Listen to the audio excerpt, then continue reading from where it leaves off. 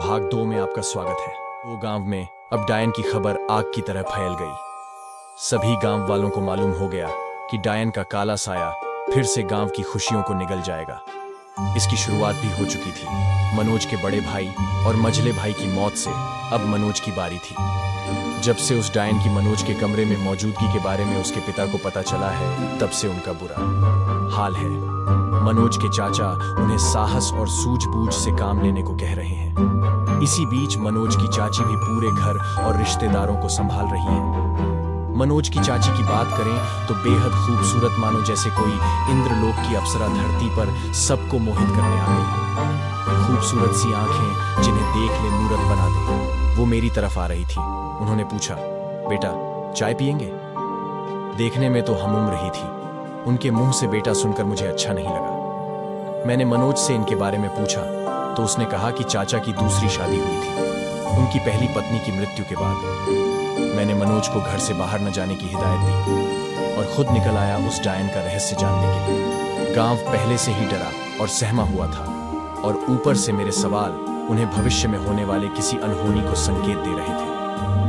किसी में भी हिम्मत नहीं हुई कि मेरे सवालों के जवाब दे सके। शाम भी हो गई थी। मैं अब घर की तरफ जा ही रहा था कि रास्ते में एक बुढ़िया मिल गई, जो इस वक्त अपने घर का रास्ता भूल गई थी। उसने मुझे आवाज लगाई कि तनिक उसे मैं घर पहुंचा दूं। मैं बुढ़िया को उसके घर पहुंचाने के लिए चल पड़ा। मैंने सोचा, इनकी तो उम्र हो गई, इनको शायद मालूम हो। मैंने बोला, अम्मा उस डायन के बारे में कछु जानती होगा? पर अम्मा कुछ न बोली। रास्ते भर में इनसे यही पूछता आया, पर वो मेरी बातों को नजरअंदाज करती रही। मुझे लगा कि शायद ये भी कुछ न बताए। मैं उनको उनके घर छोड़कर जैसे ही जाने लगा, उन्होंने मेरा हाथ पकड़ लिया और बोली, तनिक भीतर तो आओ बचुआ। उन्होंने कहा कि डायन के बारे में खुलेआम बातें नहीं करनी चाहिए, वो इन हवाओं के जरिए सब सुनती है। अब बताओ क्या जानना है तुम्हें? मैंने बोला, अम्मा उस डायन के बारे में सब कुछ जानना है, मगर शुरुआत से।